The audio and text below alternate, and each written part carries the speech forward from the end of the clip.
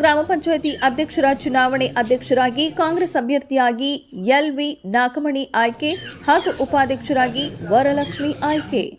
ASS ನ್ಯೂಸ್ಗೆ ಸ್ವಾಗತ. ಕೋಲಾರ ಜಿಲ್ಲೆಯ ಶ್ರೀನಿವಾಸಪುರ ತಾಲೂಕಿನ ಕೊಳತೂರು ಗ್ರಾಮ ಪಂಚಾಯಿತಿ ಅಧ್ಯಕ್ಷರ ಸ್ಥಾನಕ್ಕೆ ಗುರುವಾರ ಚುನಾವಣೆ ನಡೆದಿದ್ದು, ಕಾಂಗ್ರೆಸ್ ಬೆಂಬಲಿತರ ಅಧ್ಯಕ್ಷರ ಸ್ಥಾನಕ್ಕೆ ಎಲ್.ವಿ. ನಾಗಮಣಿ, ಜೆಡಿಎಸ್ ಬೆಂಬಲಿತ ಅಭ್ಯರ್ಥಿ ಸ್ಥಾನಕ್ಕೆ ವರಲಕ್ಷ್ಮಿ ಎಂಬುವರು 2 ಅಭ್ಯರ್ಥಿಗಳು ನಾಮಪತ್ರ ಸಲ್ಲಿಕೆ ಮಾಡಲಾಗಿ, ನಾಮಪತ್ರ ಸಲ್ಲಿಕೆ ಸಮಯ ಮುಕ್ತಾಯವಾಗುತ್ತಿದ್ದಂತೆ ಚುನಾವಣಾಧಿಕಾರಿ ಗೌಪ್ಯ ಮತದಾನ ಮಾಡಲಾಗಿ 15 ಸದಸ್ಯರಲ್ಲಿ 14 ಸದಸ್ಯರು ಹಾಜರಿದ್ದು, ಒಬ್ಬರು ಗೈರು ಹಾಜರಾಗಿದ್ದಾರೆ.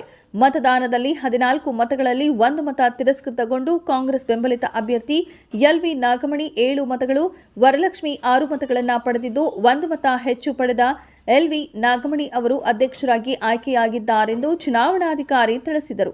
ಇದೇ ವೇಳೆ ಕಾಂಗ್ರೆಸ್ ಮುಖಂಡ ನಾಗರಾಜ್ ಮಾತನಾಡಿ, ಮಾಜಿ ಸ್ಪೀಕರ್ ರಮೇಶ್ ಕುಮಾರ್ ಆಶೀರ್ವಾದದೊಂದಿಗೆ ಕಾಂಗ್ರೆಸ್ ಬೆಂಬಲಿತ ಕೊಳತೂರು ಗ್ರಾಮ ಪಂಚಾಯಿತಿ ಅಧ್ಯಕ್ಷರಾಗಿ ಎಲ್.ವಿ. ನಾಗಮಣಿ ಆಯ್ಕೆಯಾಗಿದ್ದಾರೆ.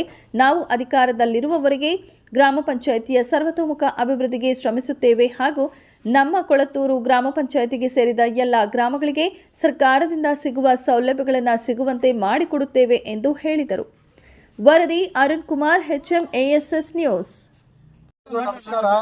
ಈ ದಿನ ನಮ್ಮ ಅಧ್ಯಕ್ಷರಾಗಿ ಗ್ರಾಮ ಪಂಚಾಯತಿ ಅಧ್ಯಕ್ಷರಾಗಿ ಎಲ್.ವಿ. ನಾಗಮಣಿ ಅವರನ್ನ ನಮ್ಮ ಗ್ರಾಮ ಪಂಚಾಯತಿ ಕಾಂಗ್ರೆಸ್ ಮುಖಂಡರಾದ ರಮೇಶ್ ಕುಮಾರ್ ಅವರ ಅಧ್ಯಕ್ಷತೆಯಲ್ಲಿ ಇವತ್ತು ಅಧ್ಯಕ್ಷರನ್ನಾಗಿ ಮಾಡಿದ್ದೀವಿ.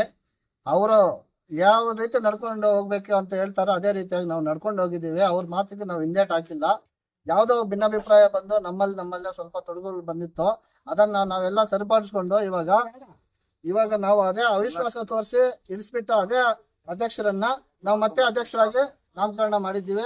ಇವತ್ತಿಂದ ನಾವು ನಮ್ಮ ರಮೇಶ್ ಕುಮಾರ್ ಅವರು ಏನ್ ಹೇಳ್ತಾರೋ ಅದ್ರ ಮುಖಾಂತರ ನಾವು ನಡ್ಕೊಂಡು ಹೋಗ್ತೀವಿ. ಎಲ್ಲರಿಗೂ ಧನ್ಯವಾದಗಳು. ಕಾಂಗ್ರೆಸ್ ಪಕ್ಷದ ಅಭ್ಯರ್ಥಿಯಾಗಿ ನಾಗಮಣಿಯಮ್ಮ ಅವರು ಸ್ಪರ್ಧೆ ಮಾಡಿ ಅಭೂತಪೂರ್ವವಾದ ವಿಜಯವನ್ನು ತಂದುಕೊಟ್ಟಿದ್ದಾರೆ. ಅದಕ್ಕೆಲ್ಲ ಪ್ರಮುಖ ಕಾರಣ ರಮೇಶ್ ಕುಮಾರ್, ನಮ್ಮ ನಾಯಕರಾದ ರಮೇಶ್ ಕುಮಾರ್ ಸಾಹೇಬರು, ಮತ್ತೆ ಈ ಪಂಚಾಯತಿ ಎಲ್ಲ ಕಾಂಗ್ರೆಸ್ ಮುಖಂಡರು ಸ್ವಲ್ಪ ನೋಡಿ ಏನ್ ಆಯ್ಕೆ ಆಗಿರ್ತಕ್ಕಂಥ ಸದಸ್ಯರು ಇವರೆಲ್ಲರೂ ಸೇರಿ ನಮ್ಮ ನಾಯಕರಾದ ರಮೇಶ್ ಕುಮಾರ್ ಅವರನ್ನು ಗೌರವಿಸಿದ್ದಾರೆ. ಅದೇ ರೀತಿಯಾಗಿ ನಮ್ಮ ಪಂಚಾಯತಿ ಅಧ್ಯಕ್ಷರಾದ ನಾಗಮಣಿಯಮ್ಮ ಅವರು ರಮೇಶ್ ಕುಮಾರ್ ಅವರ ಒಂದು ಮಾರ್ಗದರ್ಶನದಲ್ಲಿ ಪಂಚಾಯತಿಯಲ್ಲಿ ಇರ್ತಕ್ಕಂಥ ಎಲ್ಲಾ ಕುಂದುಕೊರತೆಗಳನ್ನ, ಸಾರ್ವಜನಿಕ ಕುಂದುಕೊರತೆಗಳನ್ನ ಪಂಚಾಯತಿ ಮುಖಾಂತರ ಸರ್ಕಾರ ಏನೇನು ಸೌಲಭ್ಯ ಕೊಡುತ್ತೆ ಪ್ರತಿ ಮನೆಗೂ ತಲುಪಿಸಕ್ಕೆ ಅವಿರತ ಪ್ರಯತ್ನವನ್ನ ಮಾಡ್ತಾರೆ. ನಿಷ್ಪಕ್ಷವಾದಂತ ಕೆಲಸ ಮಾಡಿ ಪಂಚಾಯತಿ ಅಭಿವೃದ್ಧಿ ಮಾಡೋದಕ್ಕೆ ಮುನ್ನುಗ್ತಾರೆ ಅಂತ ಈ ಸಂದರ್ಭ ಹೇಳಕ್ಕೆ ನಾನು ಇಷ್ಟಪಡ್ತೀನಿ. ಅದೇ ರೀತಿ ರಮೇಶ್ ಕುಮಾರ್ ಅವರ ಒಂದು ಮಾರ್ಗದರ್ಶನ ಮುಖ್ಯ, ಕಾಂಗ್ರೆಸ್ ಪಕ್ಷದ ಮಾರ್ಗದರ್ಶನ ಮುಖ್ಯ. ಏನ್ ನಾವು ಇವತ್ತು ರಾಜ್ಯದಲ್ಲಿ ಕಾಂಗ್ರೆಸ್ ಸರ್ಕಾರ ಅಧಿಕಾರದಲ್ಲಿದೆ, ಸಿದ್ದರಾಮಯ್ಯ ಸರ್ ಅವರು ಮತ್ತೆ ಡಿ ಕೆ ಶಿವಕುಮಾರ್ ಸಾಹೇಬರು ಏನು ಪಂಚಾಯತಿ ಅಭಿವೃದ್ಧಿಗೆ ಏನು ಅನುದಾನ ಕೊಡ್ತಾರೆ ಅದನ್ನ ಸಂಪೂರ್ಣವಾಗಿ ಸದ್ಬಳಕೆ ಮಾಡಿಕೊಂಡು ಪಂಚಾಯತಿ ಅಭಿವೃದ್ಧಿಯಲ್ಲಿ ನಂಬರ್ 1 ಆಗಿ ಎಲ್ದೂರು ಹೋಬಳಿ ಶ್ರೀನಿವಾಸಪುರ ತಾಲೂಕು ನಂಬರ್ 1 ಪಂಚಾಯತಿಯಾಗಿ ಕ್ರಮವನ್ನು ಕೈಗೊಳ್ತಾರತಕ್ಕಂಥ ಒಂದು ಆತ್ಮವಿಶ್ವಾಸದಿಂದ ಈ ಮಾತನ್ನು ನಡೀತಾ ಇದೆ. 100% ನಮ್ಮ ಅಧ್ಯಕ್ಷರ ಕೆಲಸವನ್ನು ಮಾಡ್ತಾರೆ. Thank you.